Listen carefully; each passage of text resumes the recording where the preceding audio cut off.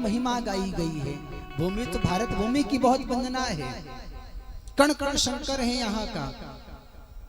पर कुछ भूमि विशेष मानी गई है, जैसे अयोध्या की जो भूमि है उसकी विशेष महिमा गाई गई है। साधु कहते हैं कि अयोध्या त्याग की भूमि है।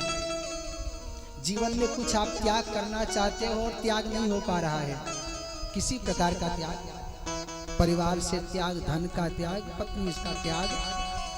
त्याग का मतलब नहीं कि छोड़ दो, हाँ साथ रहो पर फिर भी भजन बंद ना हो। लोग लिप्त हो जाते हैं, भजन छोड़ देते हैं बिल्कुल ही। तो साधु कहते हैं कि जीवन में कुछ त्याग करना हो और त्याग नहीं हो पा रहा है तो 2-4 महीने अयोध्या की भूमि पर वास करिए तो जीवन में त्याग का भाव प्रकट हो जाएगा, जीवन में त्याग की भावनाएं आ जाएंगी। और दूसरी भूमि काशी की भूमि की बड़ी वंदना की गई है। काशी ज्ञान की भूमि है। जीवन में ज्ञान प्राप्त करना चाहते हो, विद्या प्राप्त करना चाहते हो, पढ़ाई में मन नहीं लग रहा है, कुछ पढ़ने को मन नहीं कर रहा है, तो काशी में जाके कुछ समय बिताइए।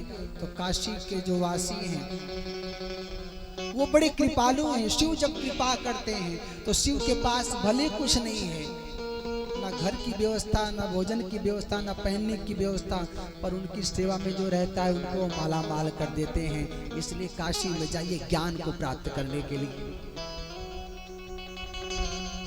और वृंदावन भक्ति की भूमि है।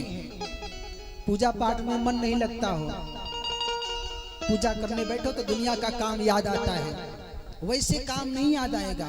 पर पूजा करने बैठो तो मालूम चलेगा कुकर सीटी मार रहा है कहाँ, गैस के ऊपर। बाहर कोई आ गया है, जरूरी मिलना है उससे, तो जल्दी जल्दी घंटी बजाई निकल लिए।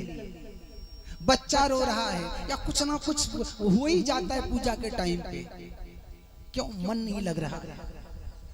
मन लग जाता तो बाहर की ये घटनाएं सुनाई नहीं देती कि कौन आया है, कौन क्या हो रहा है।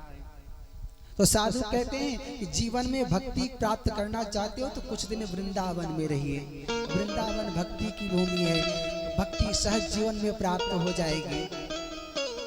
और नैमिषारण्य ये कथा की भूमि है। इसी भूमि से इस कथा का प्रारंभ होता है। 88,000 साधु निकले हैं ढूंढने किसको? कथावाचक को। विचार करो, 88,000 लोग ढूंढ रहे हैं कि कोई कथा सुनाने वाला मिल जाए। और आज क्या है? 88,000 कथावाचक निकले हैं ढूंढने कि कोई कथा सुनने वाला मिल जाए जिसको हम कथा सुना दें। समय का इतना परिवर्तन हो गया है। पहले वक्ता की कमी थी, श्रोता बहुत थे, आज श्रोता बहुत हो गए हैं। अरे कथा सुनाने के लिए झगड़ा तक कर लेते, नहीं हम ही सुनाएंगे, यहाँ तक हो जाता है। हमारी कुछ कथाओं में ऐसा हो गया है, पीछे की कथाओं में नहीं हम सुनाएंगे, उनसे क्यों सुनोगे। पर तुलसी जस भवतव्यता, जिसके भाग्य में जो लिखा है वो भाग कर आता है। जबरदस्ती भक्ति या किसी को जबरदस्ती आप नहीं कर सकते। नैमिषारण्य की सुंदर भूमि पर सूत जी सौनकाद 88,000 ऋषियों को कथा सुना रहे हैं।